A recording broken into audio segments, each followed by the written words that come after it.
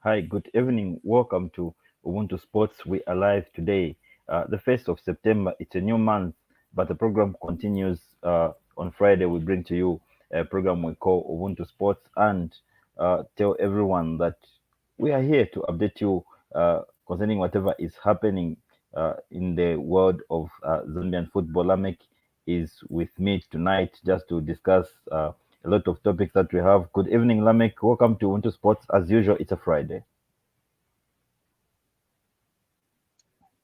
Yeah, a beautiful Friday today, a beautiful month, a September to remember. Actually, it starts with a Friday. A lot going on in the world of transfers, in the world of football.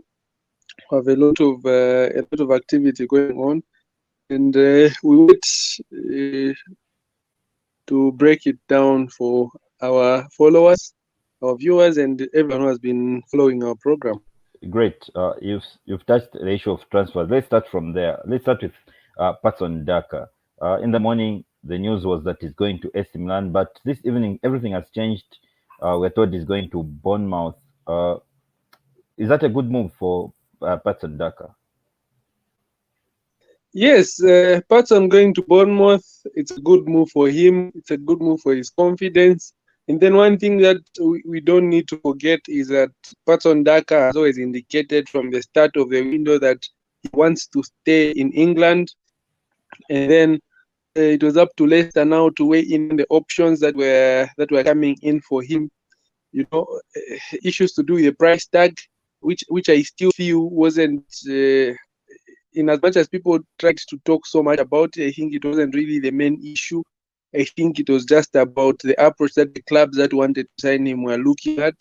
I think most of the clubs were looking at getting him on loan with the possibility of buying him, considering the length of his contract. Because if you look at the contract that he has, he's still like 3 more years on his contract. So when he spends the season on loan, means he has 2 years left on his contract. So the clubs that buy, it would give them a better negotiating point, or it would give him more negotiating power when he has like 2 years left on his contract. But, news coming out now is that Bournemouth are closing in on a deal to sign Daka, which for me, I think is a good move for us as Zambians, for Patson Daka on himself.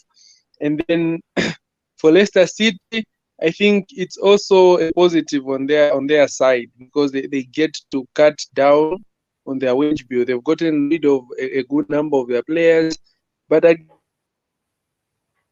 it's how dynamic it is. AC Milan, in as much as we had the news coming out in the morning, it was a query that AC Milan had thrown into. They wanted to know the conditions of Patson Daka deal, how it would be like, and then news was that it would be somewhere around a £2 million deal if he were to go to AC Milan, with the possibility of making the transfer permanent if he impresses. But again, we go back to how dynamic the transfer is. So now we had an AC Milan in the morning. AC Milan, you look at the deal, you look at what has to happen for the deal to go through. Patson is coming from England. AC Milan is in Italy. So this deal does not only rely on the two clubs agreeing and the player also agreeing on a deal. This is deadline day. So there are other issues to do with him being cleared internationally and other issues that may affect the deal at the end of the day. So if you look at the options of the clubs that sign on deadline day, international deals are those that are maybe a player is from Europe and then they are from a European country, and then they don't have like a lot of restrictions when it comes to movement from country to country. Patson is an African, so he's not a European player. So now there are other restrictions that come from country to country. He has to get that international clearance. So that is also another dynamic that we need to understand if we look at how these deals come about and how they would collapse. Not because AC Milan are not interested, but due to some of these factors that may lead to a deal collapsing. So, but for Bournemouth, they're in the same league, so there's no need to look at the international clearance. There's no need to do a whole lot of paperwork. It will just be about the two clubs and getting a deal done over the line, and then it will be all good for Patson Dak. As long as he stays in the Premier League, that will be good, because going down with Leicester comes with its own implications now. So one of the implications may be a pay cut. So now when clubs are relegated, one thing that happens is that their players have their contract. So clubs that are like relegation threatened clubs have clauses in their contracts that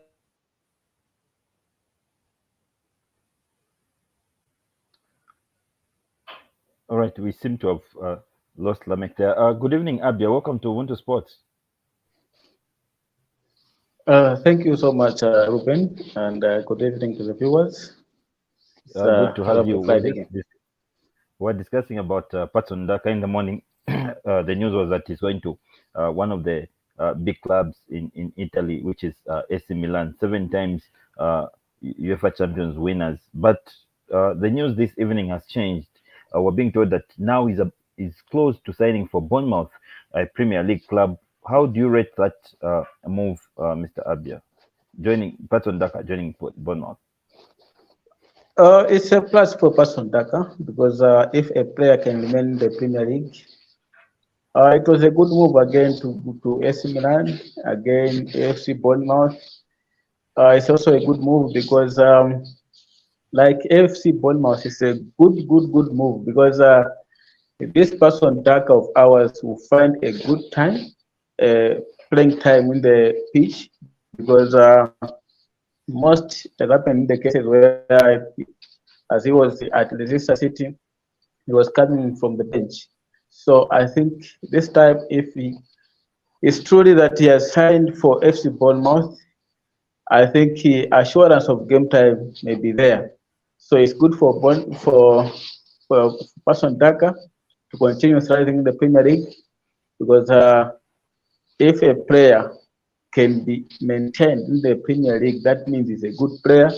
And we have been watching Patson Daka, you and I, we have seen how he has been scoring good striking against Chelsea, against Arsenal, against Manchester United, so he has been good that far.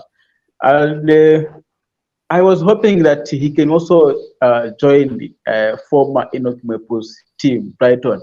But he has landed at Bournemouth. Yes, because you know why? Brighton has a good structuring of their players. It's also good because you see how Enoch Mwepu was transformed. Enoch Mwepu was coming to a player where Caseto is right now. So if Patson Daka was to join Brighton, he could have a very good market in the next season because this club is really good at making players to be, when they're coming from nothing to be a better player. You have seen how Casedo was playing, was coming from nowhere. It was Lens or Sampdoria there. He has come to Brighton, he has shined. So I think it's a good move for Patson Daka to be at Bournemouth. Let's wait and see what is going to happen, but hope for the better for our player. The big question now is about playing time. He's really struggled getting playing time. The time was at Leicester City, partly because of people like Jamie Vardy, Kelechi Iheanacho. Those are big names, but he's now moving to Bournemouth. There are not much big names, but what really matters is he going to have the playing time that he needs? That's what the big question is, Mr. Abia. Yeah, I believe so. He's going to have a game time because you know, Patson Daka is a good finisher. He's also good at scoring. You saw, so I don't think he will struggle at Bournemouth.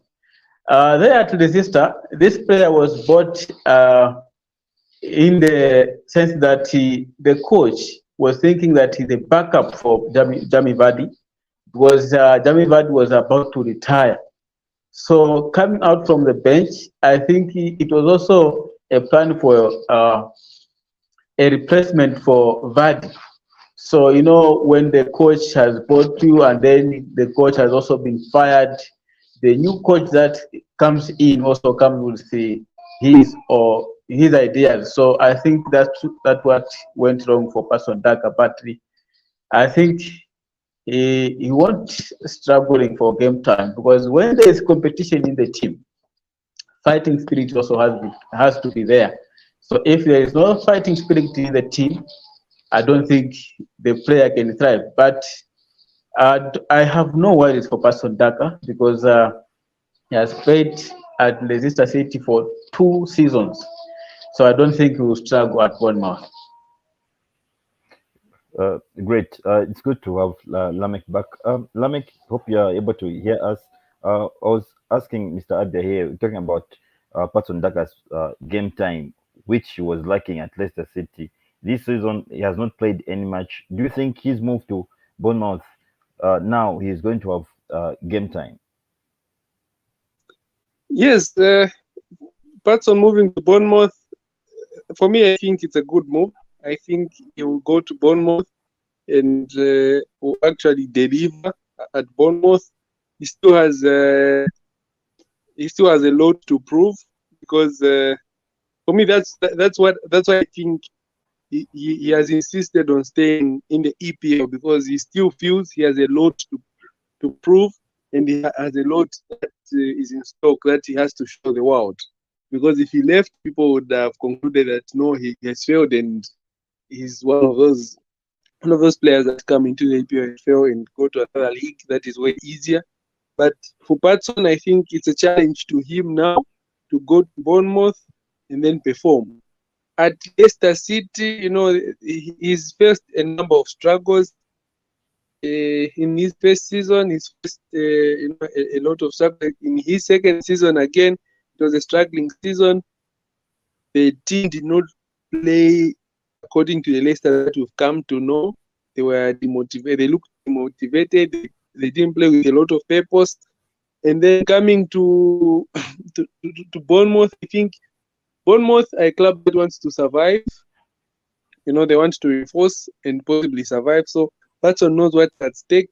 Let him go there, do the job. And then another thing has been limitations in game time. So at Leicester City, when given game time, I think he's managed to show that he can do the job. Yes, he's played about 75 matches for Leicester City in all competitions with a goal return of 15 goals, which for me, I still think isn't too bad.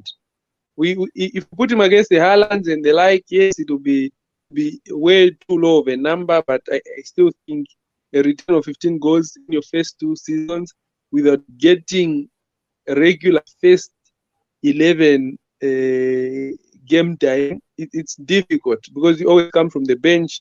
You have fewer minutes to prove a point.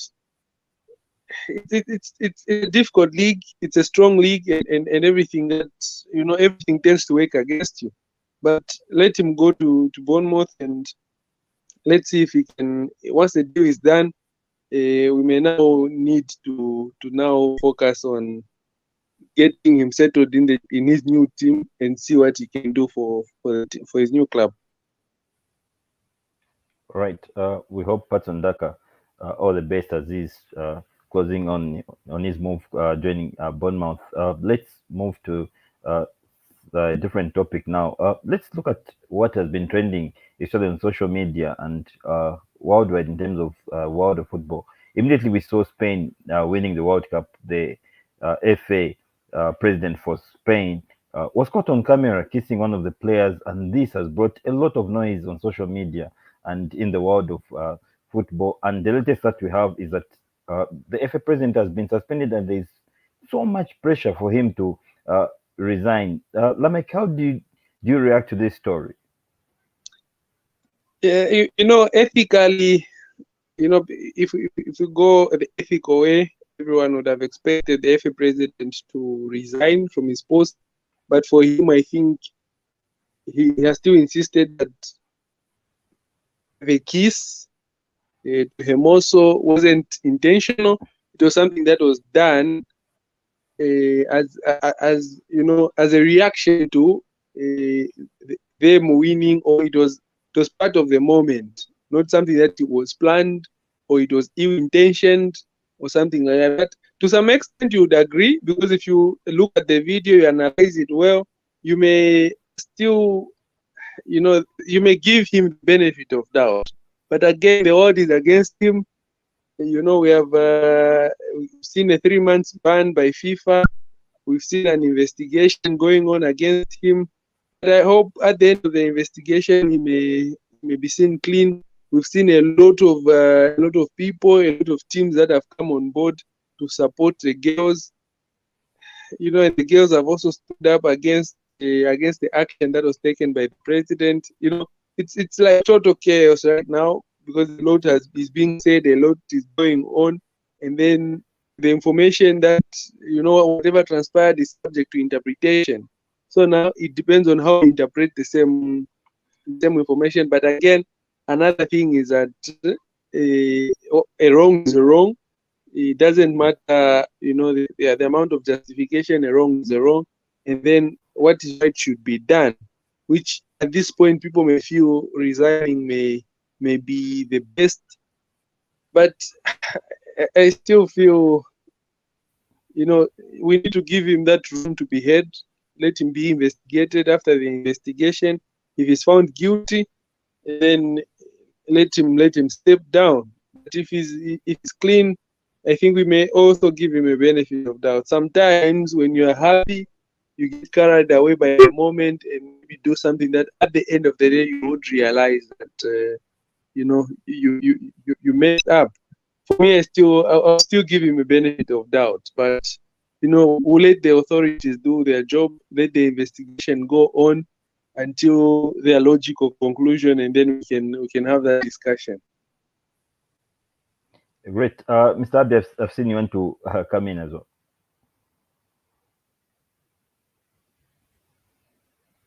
Your mic is muted, Mr. Abia. All right. May you repeat the question? We're talking about the Spain Football Association president who was caught on camera kissing one of the players. The time they won the World Cup, he has come under fire from the world, saying he should step down, but he's insisted, saying, no, I'm not stepping down. FIFA has suspended him for 3 months. Wanted to hear your reaction concerning this story. Reuben, each and everything has got the rule of law. So he is the FA president. And yes, I saw the kissing. And the issue is that the FA president also have said it was not intentionally. The player also says that he was not expecting that kiss also. But the player also has maintained that he has no problem with it, because it happens that it ended there. So I think FIFA, I think for me, they are in a rush, okay? Sometimes we have to look on how the rule of law it says about that action. If what are the rules of football saying on that incident, okay? So if there is any little bit doubt there, yes, you can be questioned. I think for me, I'll stand with the court not to leave the stage so early until they've done their investigation. If they have found something wrong, or maybe he will find guilty, then I think that's when the action can be taken. But for now, he has not proven that guilty, that he has maybe he's having an affair with this girl, or there is something on that something that is going on between these two. But I think for me, in my view, it was the excitement that was high for a FA president. I think he was so overexcited. I tend to differ on that one. If my director can just bring back that photo, because If it happened where the players were celebrating, I would agree.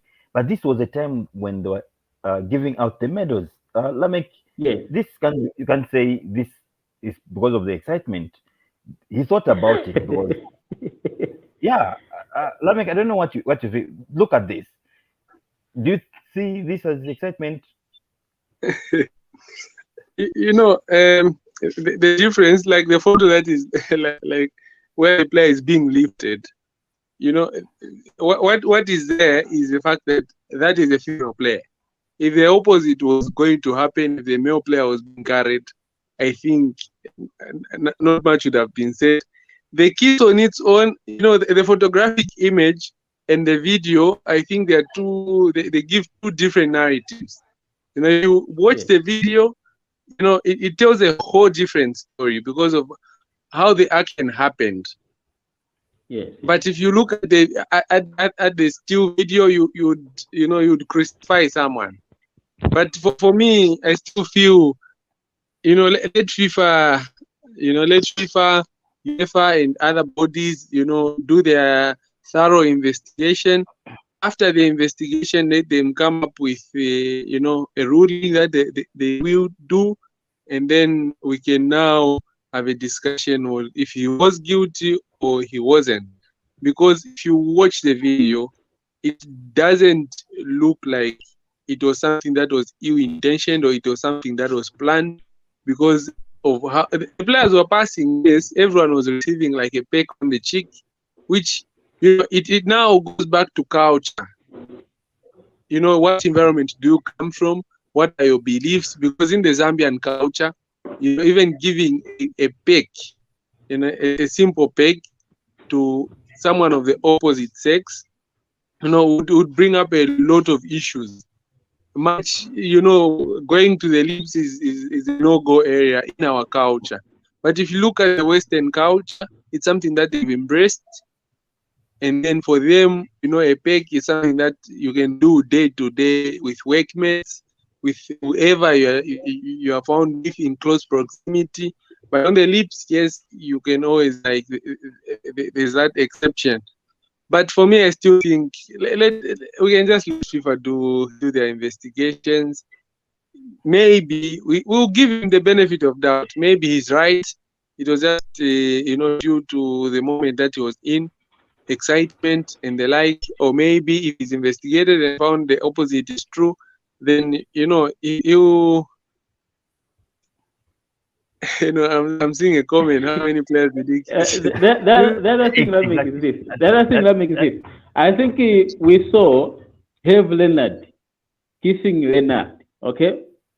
At the time when they qualified to the quarterfinals. So in the European culture, I think in Spanish there's a lot of culture there, because when you go to in Barcelona, where the Barcelona is in Camp Nou, there is also another culture. When you go to other side in Madrid, where Madrid is, there's also another culture. So I don't see anything that is bad from this and what Leonard did. So it's about culture there. So now the issue is about their culture. Is it prohibit in terms of football? Then if it is prohibit, that's when we are saying let FIFA investigate, and when they find their factual, then they can take their actions. But for now, let them investigate first. If this coach who found guilty, the FA president, then he will be charged. But again, I feel where, you know, all these issues have come from, because this is something that has like never happened before. It's happening for the first time. So we all have that instinct of wanting to protect the girl child. So everyone is, you know, is on high defense because this is something that has never happened.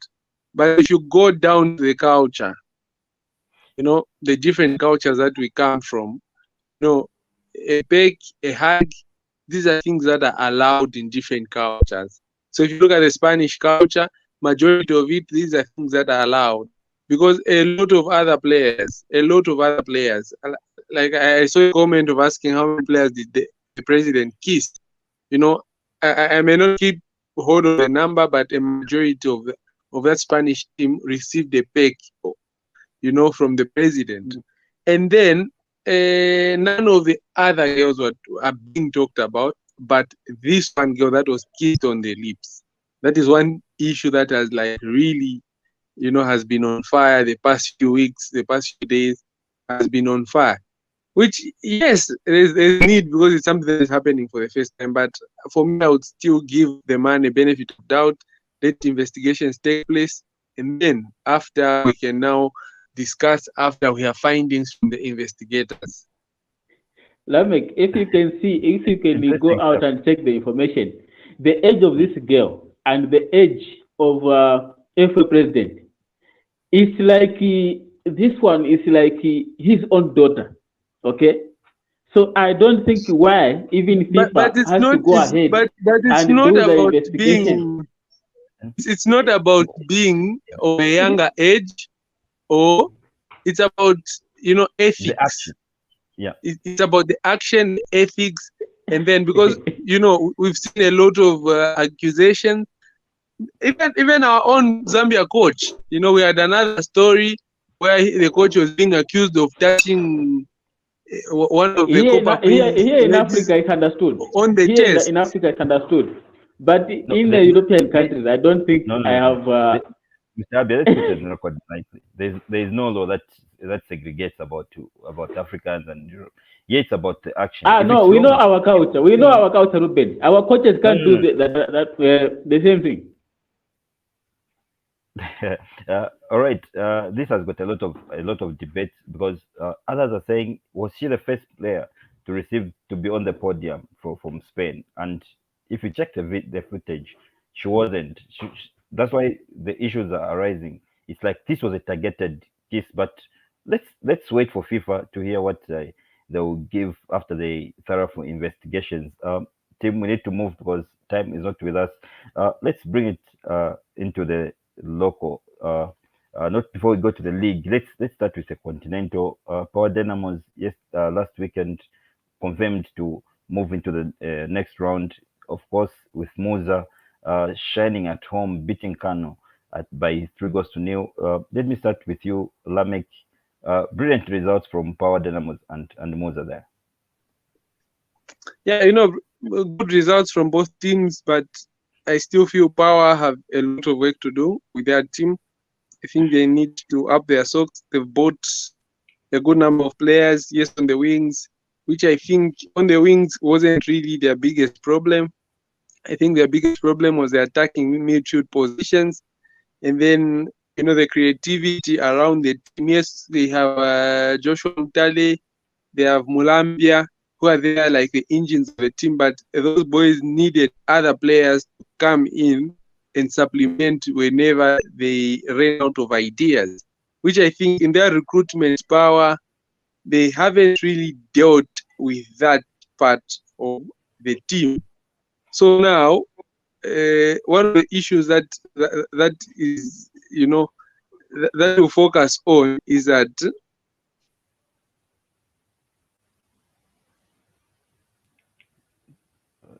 Lameck, your mic is muted. Sorry for that. But so what I'm trying to say is that if you look at the recruitment that they've done, yes, they've reinforced the back line, they've reinforced the wings, the holding midfield position, they've reinforced, but who have they gotten to supplement the efforts that Boyle is putting in? Who have they gotten to supplement the efforts that Joshua Mutale, Mulambia are putting in? Have they gotten players that can play just behind Andy Boyle? If Andy doesn't score, who else can score in that Power Dynamos team? These are questions that we need to ask ourselves before this team progresses to the next part of the competition, because where it goes, it's unforgiving. They play a Simba team. They need to get the result here in Zambia before they go to Tanzania, because fail to win here, you're finished. You go to Tanzania, you know, best result may be a draw.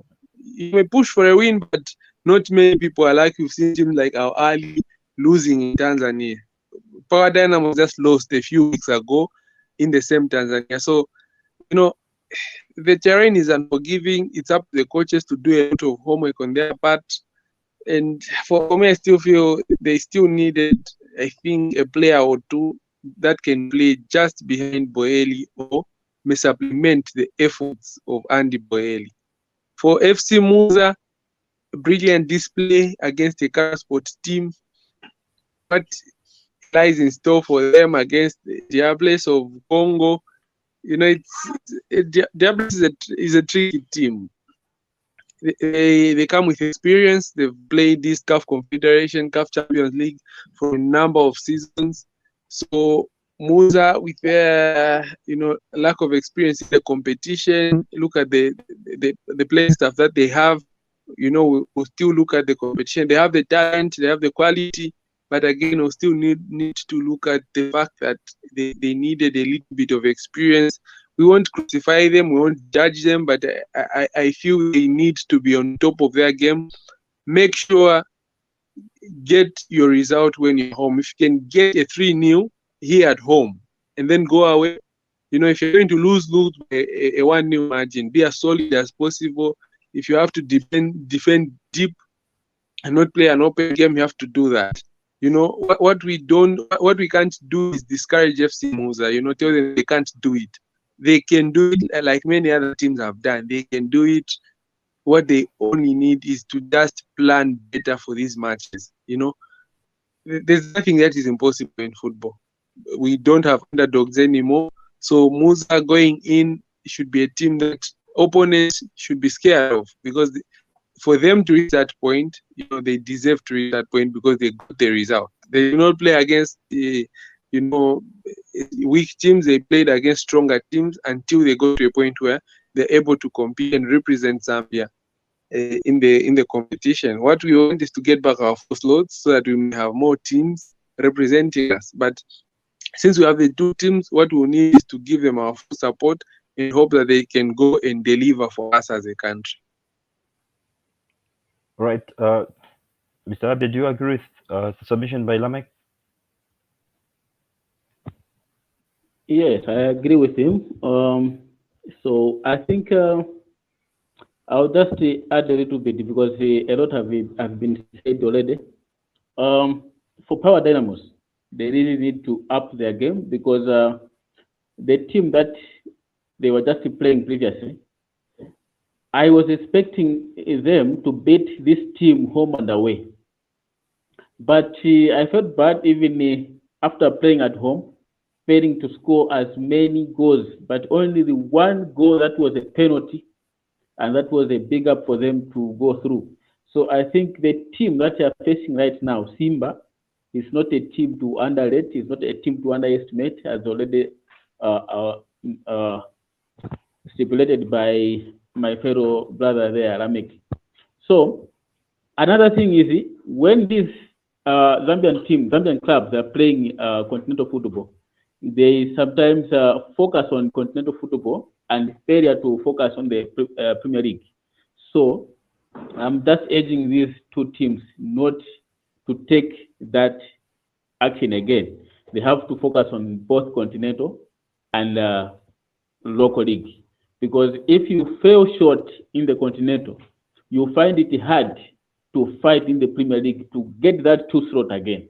Because I don't see Power Dynamos will go far in this continental football. Maybe FC Muza, because FC Muza, they have really played a lot and they have prepared a lot for this competition. That's my submission, Reuben. Great. And we saw these teams playing during midweek, playing the week 1 games, and both teams drew. Starting with the game for Muza was at home hosting Zanaco, drew 1-1. Power Dynamos with Prison Leopards drew 0-0. Lameck, is that a start that you expected from the two teams? No, for FT Muza, a draw against Zanaco. Zanaco is a big team in as much as they've signed new players. Muza dominated the match. A 1-1 score. Fans felt had done. They felt Muza should have gotten a victory. There, Zanaco felt the opposite. They felt they did their homework well. They felt they could have gotten a point, more than a point. It was something for me, Musa Zanaco. It was something that was expected. I think Musa hasn't done so much work in terms of recruitment. They still have the same players. They're still using the same starting lineup. I think just one or two changes that are being made to the team. So not many changes have come with that FC Musa. The only surprise inclusion was on the technical bench. We saw a new name on the technical bench. We saw Shebeleza, and we saw the owner of the team being listed as one of the assistant coaches, of which he qualifies to be, but maybe a feeling of him sitting in the stand have been there. But again, we go to Power Dynamos. A lot was expected from Power, but again, they have new signings. Power Dynamos have their problems. If you look back at their season last year, they had 13 draws. In as much as they won, they had 13 draws. So now, for me, it also wasn't surprising. They went to Prison Leopards, got a 0-0 draw. It wasn't surprising because Power, as much as they won the league, haven't been clinical in front of goal. They haven't been able to kill games off.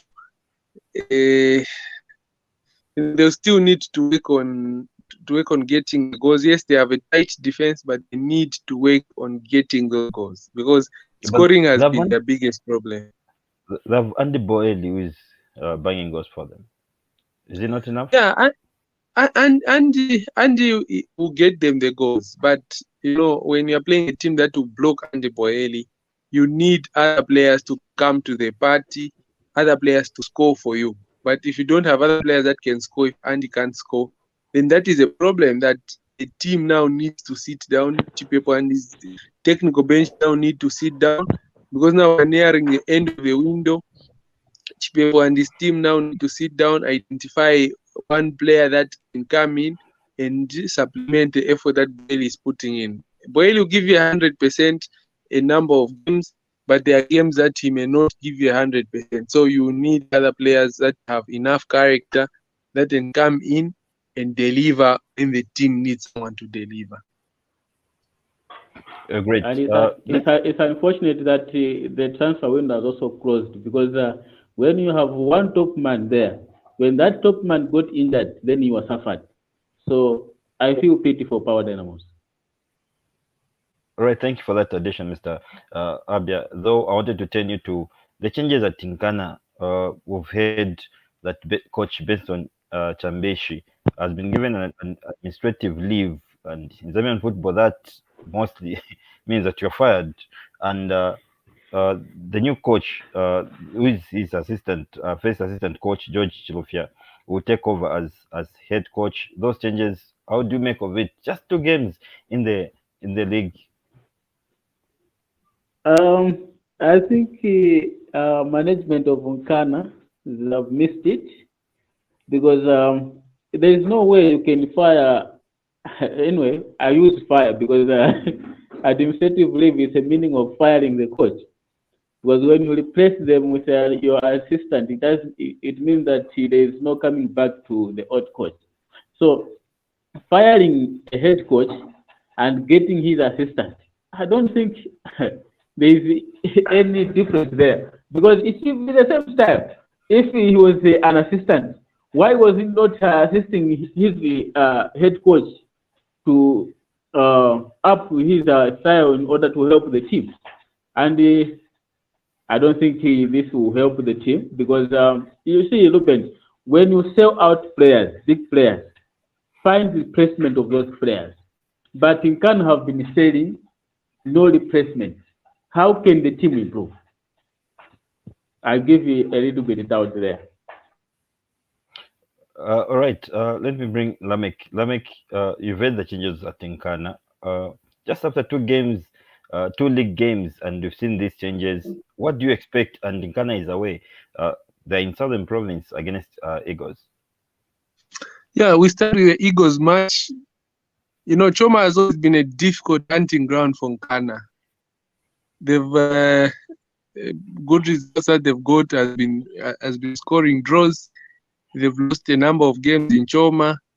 Going to Choma at this particular time may not be what Ghana fans want, because losing 2 out of your first 2 matches is, rather more than disappointing. But again, the changes on the technical bench are something that have brought a lot of discussions among the fans. Some have sided with the Chambeshi. A few Chambeshi was, it was too early for Chambeshi to be shown the exit door. But for me, I think, the transition that NKANA should have managed the transition well. You don't fire a coach if you have no one to replace him immediately, because now you fire a coach and then put his assistant. Because at the end of the day, the head coach and the assistant were still working on the same methods of how to approach the matches, how to do, how the matches play. So you may not expect a lot of difference in terms of their play, in terms of the results, because of the new coach that has been put up, the interim coach. What Ghana needed was find a replacement first, and then if the coach give the coach 5 matches, if he doesn't improve, you let him go, you bring in a new one immediately, so that you take over and then start preparing for your next game. And like, you put yourself in a situation where you fire the coach and you don't have anyone to come in and take over the team immediately. For me, I think that may backfire this weekend, because if George is on the bench, we may not see so many changes. We may not see a different NKANA. Maybe we can, but we may not see a different NKANA this weekend. We may see maybe even a similar result. But mistake has already been made. It's now up to NKANA Exco to now sit down, find a solution, and solve that problem that they brought in. I know Beston Chambeshi had at some point had a sour relationship with the fans, because fans felt, his tactical approach to matches, how he read the games, he did not do an up-task job. But, firing a coach after 2 matches, for me, I don't support that. I think 5 matches would have been good. Because if you look at NKANA, they lost against Red Arrows, but look at the performance. The team was able to play decent football, decent passing football. They were able to build from the back. They were able to create chances. All they needed was someone clinical in front of them to finish those balls. Against Mutondo, same situation. Yes, they struggled because Mutondo were more compact. They played more decently. But NKANA played a good passing game. They created chances, but they failed to score. Same problems in the 2 matches, same result, with a lot of room to work on and improve. So it wasn't bad. It would have been, I would have supported if the team wasn't playing well, but the team was playing well, but results were the problem. Again, recruitment. Which players were recruited? Look at the quality of the players that were recruited, the quality of the players that the club has lost over the years. So the club has lost more quality than it has brought in, which at the end of the day brings in that gap in the performance of the team. So all in all, a lesson to be learned by NKANA. Hope they may get their mess sorted out and start picking points. Otherwise, we may just see another relegation battle this season. We may also see Beston Chambeshi being recalled back again, because it has been more of a cycle. He's fired. He's already been fired twice or 3 times now, and he was recalled twice in the past. So we may see him returning again to save his beloved NKANA, because at the end of the day, he still bleeds red. He's a red. So in as much as they fired him, maybe in the future they may pick up the phone, call him, and so that he comes and take over the reins in the future. But firing him this particular time, for me, is not something that I support. All right. Let's look at this, the fixtures that will be taking place tomorrow. Interesting games. Let's start with another coach who is under fire. The coach for NAPSA Stars. They've also lost the first 2 games. Not easy for NAPSA, and they're hosting Kansanshi, and the game will be live at Woodland Stadium. Who do you think is going to carry the day? I think NAPSA may carry the day. I think how NAPSA has been playing, they haven't played badly. They've played teams that were more tactically compact. I think they played teams that were just a step ahead of them. So it was difficult to get results against teams like that. But you go and play a Kansanshi team, probably NAPSA may be on a higher level than Kansanshi. Probably that may be the case. But again, it's a match that who does it favor? If you look at history again, we may talk about the NAPSA. We can't rule Kansanshi out. Kansanshi is a strong team. They've done some good work in their recruitment. So now they want to build on the performance that they had last season. I think try to get better performances this season and get decent results this season. But for Perry, yes, he's under pressure. But again, with the results that he got last season, I don't think 2 losses should put him under pressure or his job being under threat. I think he still has his job secured. He just needs to find a perfect combination to get him that first win. When he gets the first win, I think he may go on a run where he may get some good results. But if you look at last season again, NAPSA was inconsistent. They would win a couple of matches, lose a couple of matches, again come back, win some matches, again go back, draw, lose some matches, just like that. But now it's up to NAPSA now to work on their mistakes. I think they've seen a lot of mistakes from the Zesco game, from the Green Buffaloes game. It's now time for them to work on their mistakes and possibly get results, start getting results. And how do you look at Kansanshi this season? They've just signed Jimmy Mkea from actually NAPSA on a season loan. Do you think he will strengthen the striking force for Kansanshi Dynamos? Seeing to it that in the past that brought people like Sate Kampamba, that brought Jesse Were, but scoring goals has remained an issue at Kansanshi Dynamos. Do you think with Jimmy Mkea coming in now, that would strengthen the team in terms of striking force? Yeah, with Jimmy coming in, I think it's Kansanshi to win. I think they've also brought in Kunda Mazenga, who comes in with a lot of potential. Jimmy Mukea also has a lot of potential. So now it's up to Coach Boyd Mulonda to work on those combinations, work on the Jesse Weres, work on Bruce Musakanya, work on the Sates, so that you create a good combination up front and be able to, start getting goals. Because this has been the problem also for Kansanshi Dynamos. They're playing good football, but they're failing to get the goals. So they need to start getting the goals. And as much as they are playing well, they need to start getting the goals. And I think the recruitment has been good. We just now wait for results. Results that had to start coming in for Kansanshi, because the work that they've done some decent work over the past transfer window. Great. The other fixtures will be taking place at Nakambala Stadium. Musa is at home, and they're playing against a team that has got morale after beating NKANA in Tondo Stars. A team that has brought something that we maybe so far can describe them as a surprise team. They're playing good football, and they've picked up surprising results. Actually, the NKANA game, it was surprising for them. Most people thought NKANA would carry the day, but it was Mtondo Stars. They are facing Musa at Nakambala Stadium. How do you see this game? What are your predictions? Nakambala is not an easy place to visit. Either back in the day when it was Nakambala Leopards, and now we have an FC Musa. It's not an easy place to visit. A difficult match, but Mutondo, they've accounted for them really, really well. You're a new club, newly promoted club. You look at your fixtures. Green Eagles away, your first match.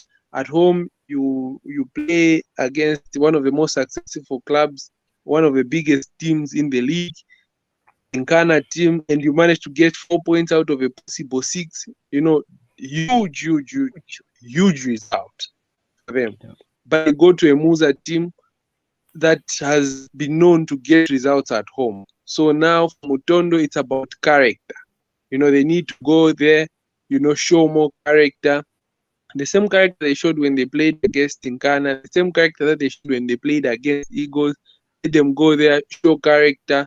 We saw teams winning at Nakambala Stadium. It's difficult, yes, but we saw teams winning last season. So Mutondo can also do that. It will be an interesting game, not one to be missed, because we are going to witness like pure Zambian football, not pante that we've seen from a number of teams. I think for that game we'll see a good passing game from both teams, and then the result will just depend on who gets the chances. So Mutondo, yes, they are good in defending, but they now need to work on creating more chances and then burying those chances. And if you look at their record in the National League, they were not the biggest winners. They did not get the 3-0, the 4-0. They would get the 1-0, they would get the 2-1 and defend well. So they have a solid defense. They just now need to start getting the goals. In the Super League, goals are important. So they now need to get those goals. For FC Musa, they need to work on the combinations up front.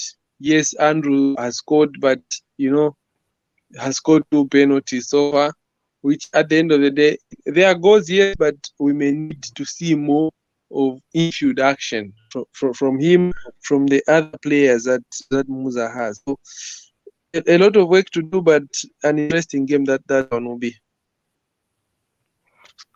Great. Let's look at the last match, and before we close, Forest Rangers are hosting another big team, Red Arrows, a team that has really transformed this season. They look like a team that will fight for the season, for the trophy this season. They started their first game beating NKANA Stadium at Woodlands. They're now going to face Forest Rangers. Forest Rangers is not an easy team this season. They're also fighting for the trophy, and already they're in the top 4. How do you see this game coming out to be on Sunday at Doha Hill Stadium? So that one is another tricky match. So now, if you look at the past few fixtures between Forest and Red Arrows, we've seen a number of draws. So, and then they've been scoring draws between the two teams. So, if their fixtures are scoring fixtures, but breaking each other up has been one thing that has been difficult. For Red Arrows, they'll go in very confident. Yes, they rested last week because Musa was engaged in CAF, so they didn't play. But now they go a team that has already played 2 matches. So in terms of match fitness, we may expect a lot more match fitness from Forest Rangers and compared to Red Arrows. But we can't rule Red Arrows out. They've managed to get results when it was difficult. They managed to get results even now when it is difficult. They beat Ghana away, they go away again to Forest Rangers. Ndola, yes, it's possible. They can get a result. Forest Rangers, they look more rejuvenated. They're playing with more purpose. I think Forest Rangers, they may finish in the top 2 places or top 3 places at the end of the season because their defending has been really good and managing to get a goal even when it looks difficult. They beat Cabo Warriors 1-0. They came to Lusaka, forced a 1-1 draw, which at the end of the day, they Zanaco equalized at the death. So this talks about the resilience that Forest Rangers has this season. So what we want is to see a good game that is being played. And I think Ian Bakar and Chisimbewe will give us that good game that will be played. Tough match to predict, but I think that match may end in a scoring draw. Great, Tim. We need to go. Lameck, which game are you watching this weekend? So this weekend I'll be watching a National Division 1 game. I'll be watching Lumwana Radiants playing against Aguila Stars at Sunset Stadium tomorrow, Saturday. All right, Mr. Abia, I know you are in a happy mood today because of what Chipata United did to the Livingston Pirates. Which game are you watching this weekend? Yeah, I'll try everything that I could to watch my team NKANA with their rushing changes that have made. And as well, I'll say congratulations to Sparta United because Reuben now have a clear chance now to watch Rwanda Radiant at DK Stadium. And I'm waiting also to see the brave Nchanga Rangers. Are they brave? So I would like to see them at DK Stadium. It was a good result for Sparta United.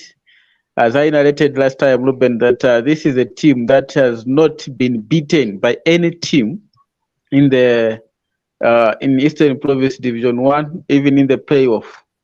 And even right now, Livingston Pirate failed also to beat Sparta United.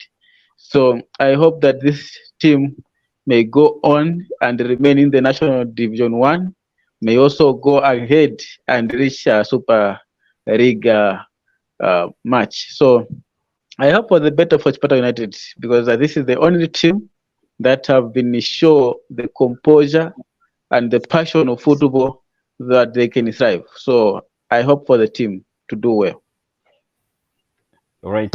Thank you very much, Mr. Abia. Thank you very much, Lameck, for making it through to this program. This is where we come to the end of this week's Ubuntu Sports. We'll join you next week, same time at 20 hours. For now, it's goodbye and God bless you. Bye.